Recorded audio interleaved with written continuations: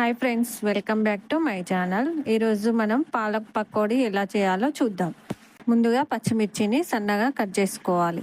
పచ్చిమిర్చి కట్ చేయడం అయిపోయాక ఉల్లిగడ్డను సన్నగా కట్ చేసుకోవాలి. తర్వాత కొత్తిమీరను తీసుకొని సన్నగా కట్ చేసుకోవాలి. కొత్తిమీరను కట్ చేయడం అయిపోయింది. ఇప్పుడు 5 కట్టల పాలకూరను తీసుకొని కట్ చేసుకోవాలి. నేను 2 కప్పుల పిండిని తీసుకుంటున్నాను కాబట్టి 5 కట్టల పాలకూరను కట్ చేసుకుంటున్నాను.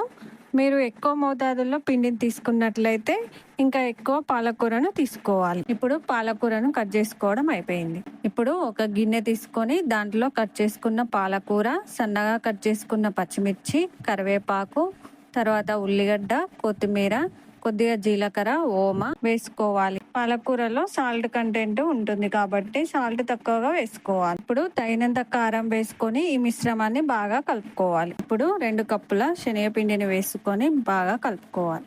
పకోడీ క్రిస్పీగా ఉండడానికి 1/2 కప్పు బియ్యం పిండిని వేసుకోవాలి. మీకు అందుబాటులో లేనట్టయితే స్కిప్ చేయొచ్చు. ఇప్పుడు ఈ మిశ్రమాన్ని బాగా కలుపుకోవాలి. కొన్ని నీళ్లు పోసుకుంటూ మరీ మెత్తగా కాకుండా మరీ గట్టిగా కాకుండా కలుపుకోవాలి. ఇప్పుడు స్టవ్ ఆన్ చేసి కడాయి పెట్టి నూనె పోసుకోవాలి. నూనె కాగిన తర్వాత పకోడీ వేసుకొని ఎర్రగా కాల్చుకోవాలి. గంటెతో అటు ఇటు కలుపుకుంటూ ఎర్రగా వేయించుకోవాలి. పకోడీ కాల్చుకున్న తర్వాత ఇలాంటి జాలి గిన్నెలో వేసుకోవడం వల్ల నూనె పకోడీకి అంటుకొని ఉండదు. ఇంతేనండి ఈ రోజుకి ఈ వీడియో. ఈ విధంగా పాలక్ పకోడీ మీరు కూడా చేసుకోండి. క్రిస్పీగా టేస్టీగా ఉంటుంది.